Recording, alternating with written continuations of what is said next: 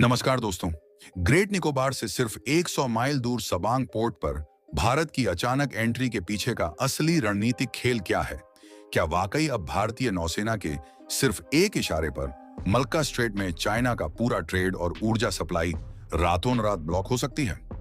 अचानक ऐसा क्या हुआ है कि इंडोनेशिया को तुरंत भारत की स्वदेशी अस्त्र मिसाइलों की जरूरत पड़ गई है? ऑपरेशन सिंदूर के अंदर भारत ने ऐसा कौन सा खौफनाक ट्रेलर दिखाया था जिसने साउथ चाइना सी में बैठे ड्रैगन के पसीने छुड़ा दिए हैं?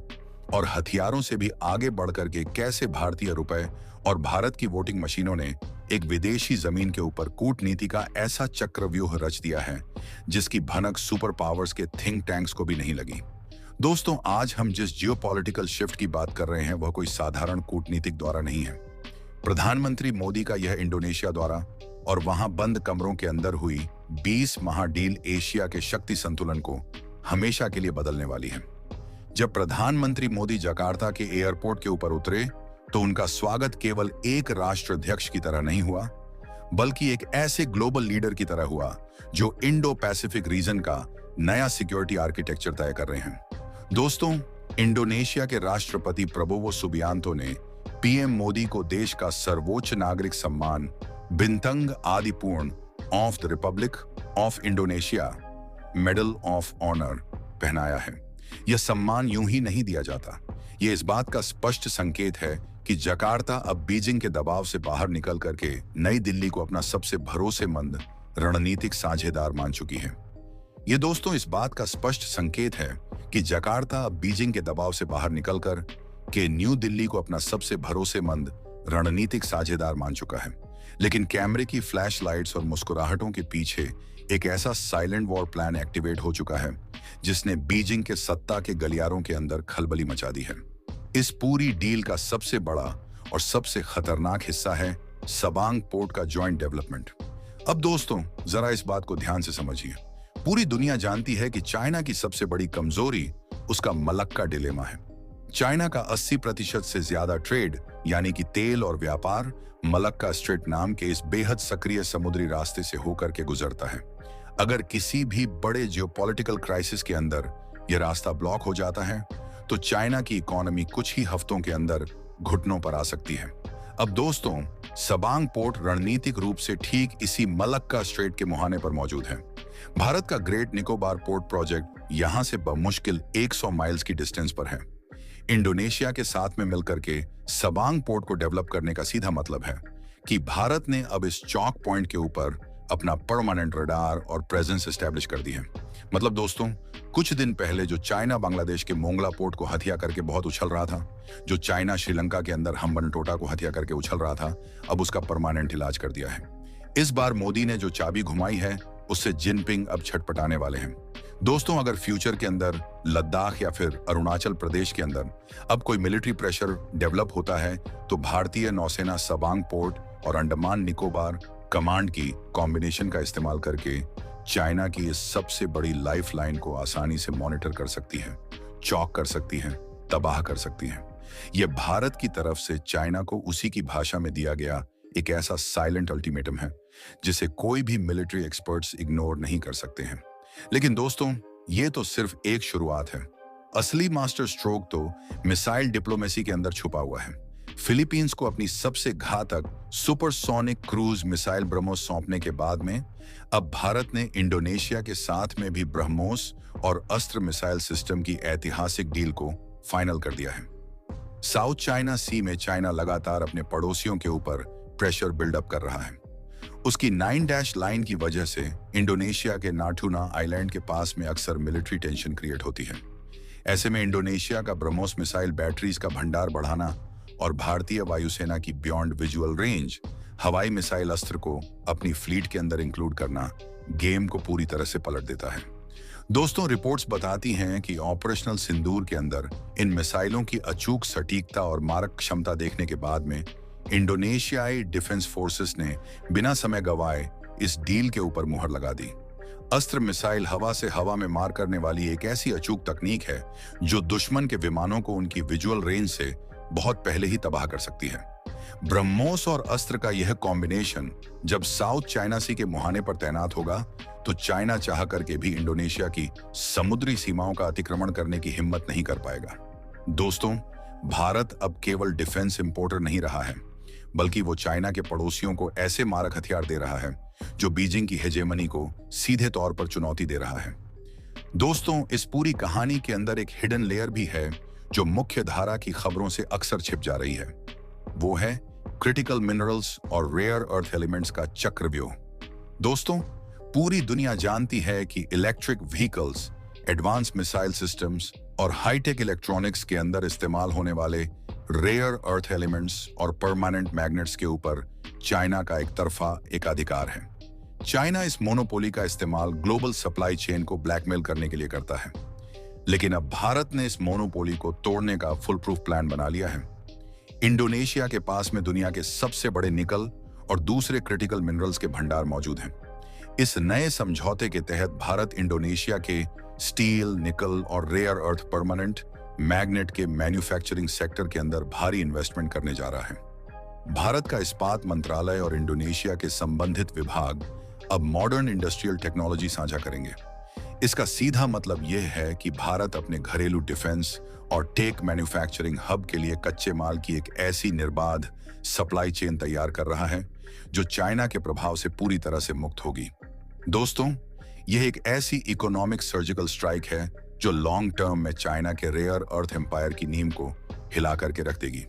दोस्तों, हथियार, बंदरगाह और खनिजों से आगे बढ़कर कि भारत ने इंडोनेशिया के साथ में एक ऐसा कूटनीतिक दांव खेला है जिसने वेस्टर्न थिंक टैंक्स को भी हैरान कर दिया है।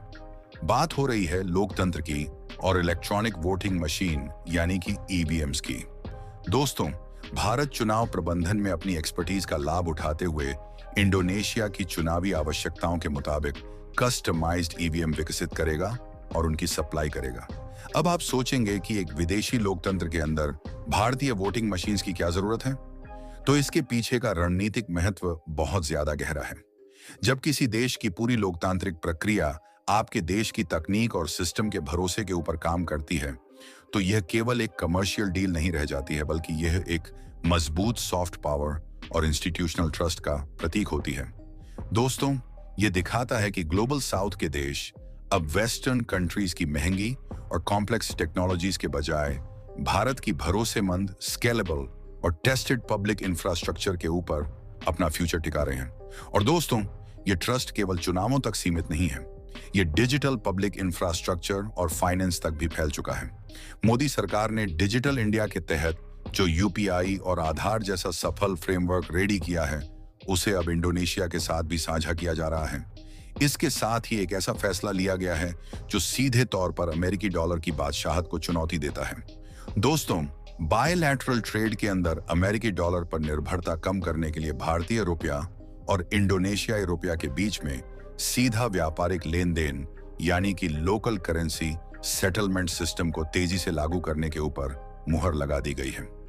ग्लोबल अनसर्टेनिटी और सैंक्शंस के इस दौर में भारत और इंडोनेशिया जैसी बड़ी इकोनॉमीज का डॉलर को बाईपास करके अपनी लोकल करेंसी के अंदर ट्रेड करना डी डॉलराइजेशन की डायरेक्शन के अंदर एक बहुत बड़ा प्रैक्टिकल और बड़ा कदम है। यह दोनों देशों के विदेशी मुद्रा भंडार को सुरक्षित करेगा और एक्सचेंज रेट के उतार चढ़ाव से बचाएगा। यह अमेरिका और चाइना दोनों के फाइनेंशियल इकोसिस्टम को एक कड़ा संदेश है कि एशिया की इकोनॉमी अब अपनी शर्तों पर चलेगी। दोस्तों, सुरक्षा और इकोनॉमी के इस हाई वोल्टेज ड्रामे के बीच में दोनों देशों ने अपनी साझा सांस्कृतिक और ऐतिहासिक जड़ों को भी और ज्यादा गहरा किया है। दोस्तों, प्रधानमंत्री मोदी और वहां के राष्ट्रपति प्रबोवो योग्याकार्ता के अंदर हजारों साल पुराने प्रम्बानन मंदिर परिसर के संरक्षण प्रोजेक्ट की शुरुआत करने जा रहे हैं। ये भारत और इंडोनेशिया की साझा सांस्कृतिक विरासत का एक बहुत बड़ा प्रतीक है।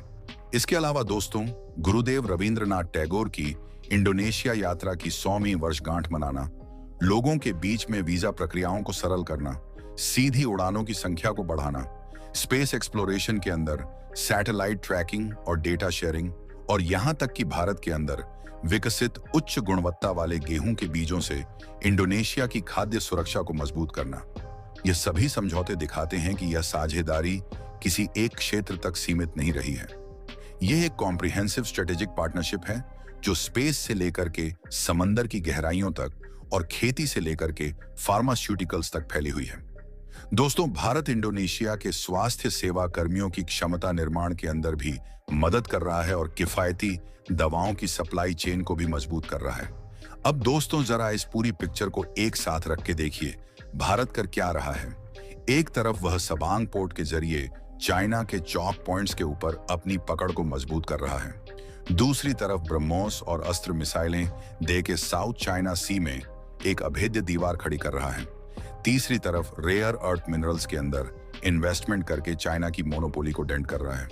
चौथी तरफ ईवीएम और यूपीआई के जरिए अपना टेक्नोलॉजिकली इन्फ्लुएंस बढ़ा रहा है। और पांचवी तरफ डॉलर को हटाकर के रुपए में ट्रेड कर रहा है। यह कोई साधारण कूटनीति नहीं है, यह भारत की नई स्ट्रेटेजिक ऑटोनॉमी है। दोस्तों, एक वक्त था जब भारत अपनी सुरक्षा और जरूरतों के लिए दूसरों के ऊपर डिपेंडेंट हुआ करता था, लेकिन आज का भारत ग्लोबल एजेंडा सेट कर रहा है।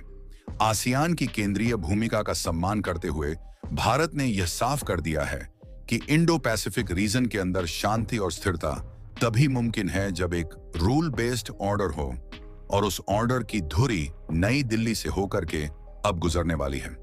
यह ऐतिहासिक इंडोनेशियाई डील इस बात का प्रमाण है कि भारत अब बैकफुट पर नहीं बल्कि फ्रंट फुट पर आकर के खेल रहा है। चाइना का स्ट्रिंग ऑफ पर्ल्स जो भारत को घेरने के लिए बनाया गया था, अब भारत के नेकलेस ऑफ डायमंड के सामने कमजोर पड़ रहा है। दोस्तों, जब दुश्मन को उसी के घर में उसी की रणनीति से मात दी जाती है, तब एक नए ग्लोबल पावर का उदय होता है।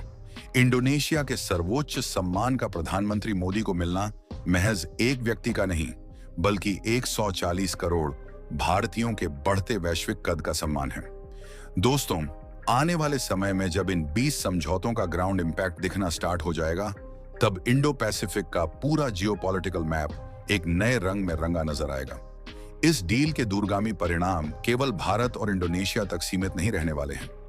ऑस्ट्रेलिया और न्यूजीलैंड की आगामी यात्राओं के साथ में भारत एक ऐसा क्वाड प्लस जैसा अनौपचारिक नेटवर्क तैयार कर रहा है जो पूरे इंडो पैसिफिक रीजन के अंदर सुरक्षा और विकास की गारंटी है। तो दोस्तों, इस पूरे पावर प्ले और स्ट्रेटेजिक शिफ्ट पर आपकी क्या राय है? आपको क्या लगता है कि सबांग पोर्ट और ब्रह्मोस की ये क्रोकोडाइल साउथ चाइना सी के अंदर चाइना के विस्तारवाद के ऊपर हमेशा के लिए ब्रेक लगा देगी? और क्या भारतीय रुपए में होने वाला यह व्यापार डॉलर की बादशाहत के खत्म होने की निशानी है? अपने विचार कमेंट सेक्शन के जरिए जरूर दें। नमस्कार दोस्तों।